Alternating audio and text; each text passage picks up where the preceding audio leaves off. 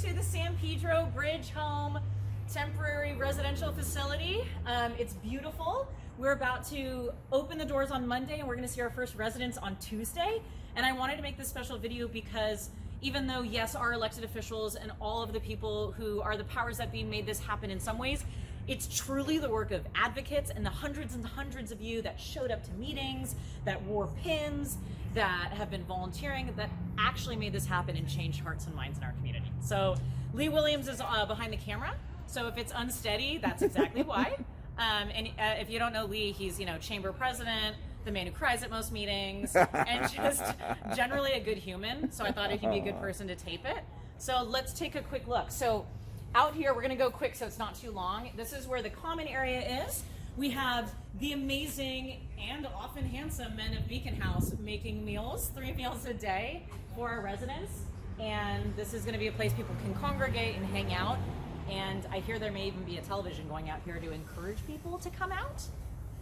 Over here we have bathrooms, showers, and laundry facilities. And if you just want a quick sneak peek, we have 7 all-gender bathrooms.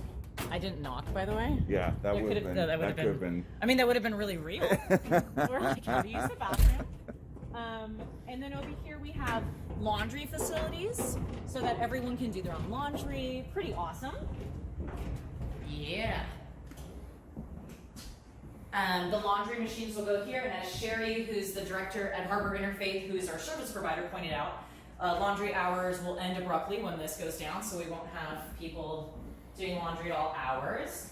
And then in here we have the shower booths. And as we've learned from our last temporary shelter, Shari's gonna kill me for saying this, you must shower alone. So all gender doesn't mean all genders at once. So come. And it's lovely. It's this big tent, but it's more than a tent. And for those of you that may be new to the idea of this temporary housing facility, this has been in the works for 2 years. The directive came out from the mayor's office in March 2018 to build these. They thought it would take about 6 months, but of course, like everything, we are learning as we go. But it's super exciting that this is coming online, and the Wilmington one is also coming online. The Watts one came online maybe about a year ago, something like that. Okay, inside we go. I'm trying not to take up too much room on these cameras. So folks will come in here. There's offices on each side. We have women's sleeping facilities, and we have men's over here. The women's and men's basically look the same. There are 36 women's beds. 36 women's beds, 64 men's, and another beds. And we'll just go into the men's side because we also have some fun volunteers in there that will say hi to you. Say hi, Linda. So today we have amazing volunteers, including Lee himself, who makes the neatest bed ever because of his military school background, making the beds. Do you guys want to say hi to the video? Hello. Hello, video. So we have amazing volunteers today making these beds here. Yeah, let's show this bed because it's the neatest one. So this is what the rooms essentially look like. So you have a bed, you have USB outlets, you have storage here that locks. You have more storage, and then actually outside, you are 60-gallon storage bins, which are actually the allotted amount of storage that folks are allowed to have. We also have storage bins like that at the new navigation center, which will be over at LAPD Harbor Division. That's a site that's not going to provide housing, but will provide storage and services on site for folks in this area that are experiencing homelessness. And there's Shari. Hi. Look at Shari. She totally tried to run away. Yeah, she tried to run away. So Shari is the amazing director at Harbor Interfaith. Hi. Who's in charge of this facility, who's in charge of the county facility, who's in charge of all their permanent supportive housing facilities, and she doesn't sleep. Yeah. Yeah. Sleep is optional. I mean, but for me, it's a privilege to serve, our homeless community. And this is an exciting time. I just got done talking to our funder, and one of the things that we talked about was that it's been so resource poor as far as shelters and interim housing down here for so long. So to have not just 40 beds, but 140 beds come online in the past 6 months is pretty amazing. And I'm excited. I mean, I'm probably tired today from doing all the work that we're doing, but I just want to make sure that, we have people come in they're welcome. They're going to stay. They're going to start working with case managers. We're going to put them on a permanent housing pipeline and do the best job that we can, and then not forget their pets too. We're going to have their pets in That's here. right. So, Yeah, we're gonna go look at the pet run now. yeah.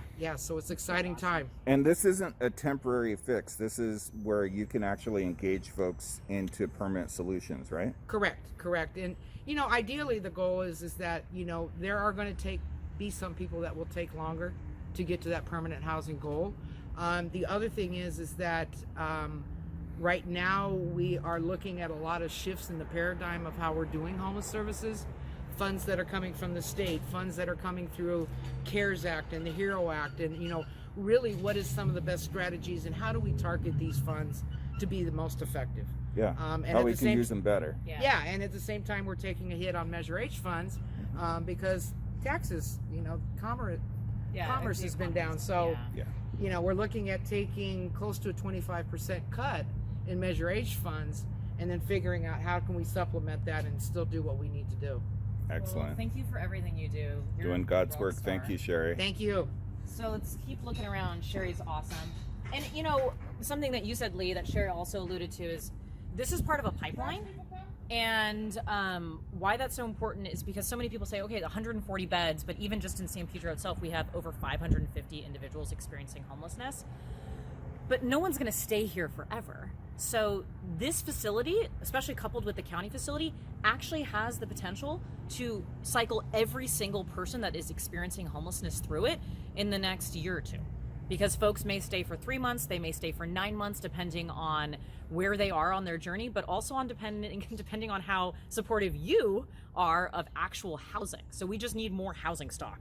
We need permanent supportive housing for people that need services. We need just affordable housing. And then honestly, we just need more housing because supply and demand are what set prices. So I just want to remind people of that this isn't 140 beds that are static.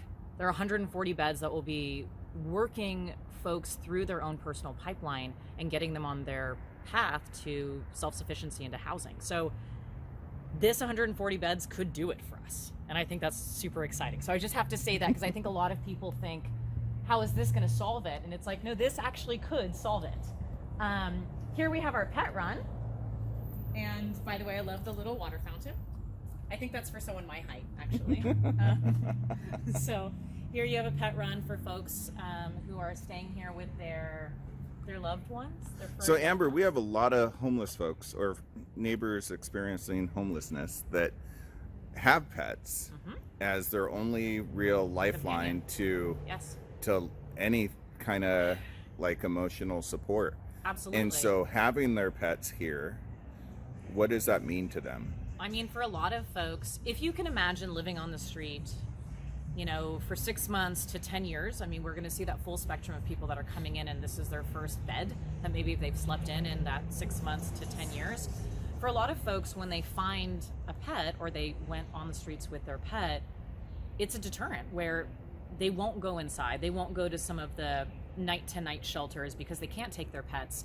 And it's sometimes hard to articulate to folks that haven't gone through this, but if the only thing you have, the only lifeline or the only emotional connection you have is to a pet, and everything else around you changes and is chaotic all the time, it becomes almost a little easier to understand why that is a deterrent and why letting them keep their pets is one of the easiest ways to have them come home. Yeah, and for some of them, Yeah. having a pet is like the only way they stay sober or sober-ish.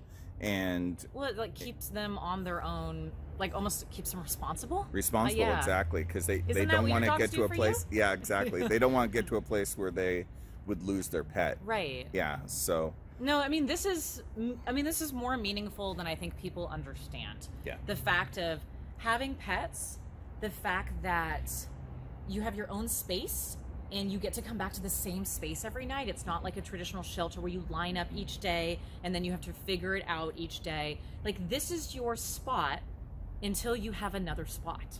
yeah, that's well said. I mean, it's just like, I mean, if you think about that, for all of us that go to the same house in the same bed every night, we completely take that for granted, honestly. And until you have experienced something other than that, we don't realize how important that is. Right. So this is why this is, even though it's a quote unquote shelter in some ways, it's very different because once this is your place until we found you something else.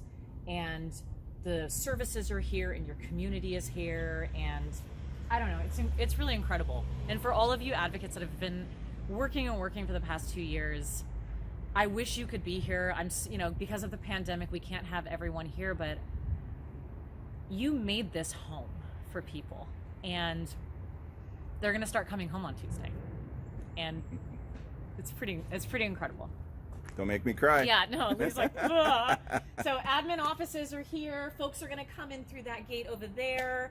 That's storage. it. Oh yeah, we have storage back here. This is where, I don't know if it's locked right now. It's open. Oh, it's open. This is where folks will have additional storage capacity for their personal belongings. I could fit one of those. And this could help really reduce the amount of stuff we see on the streets. Yeah. Because it really does help us limit. This is kind of the limit to your personal belongings. But if you have no place to put your family photos, your birth certificate, that's a really like big the one, important honestly. items, having a place versus That's not having a place that's locked. And you feel like it's safe. So much of this is just a sense of security for people. Yeah. A place to come home to, a place to know your things are okay, a place where you know you'll get 3 meals a day, a place where someone cares about you. Yep. And a great way to transition to what we would consider normal life. It truly is. Yeah, we have stories from folks that the transition from living on the street to, if you're given, permanent supportive housing, maybe a 1-bedroom apartment, is actually more jarring than people understand. If you've been sleeping on the street in a tent for 10 years and someone's like, here you go, it's your 1-bedroom apartment, people actually have a really hard time with that. They don't know how to adjust. They are fearful.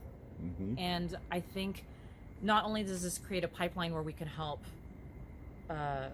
folks get everything they need to get to that next step, but it's also getting comfortable with the idea of being inside and trusting people and being able to stay inside and trusting yourself.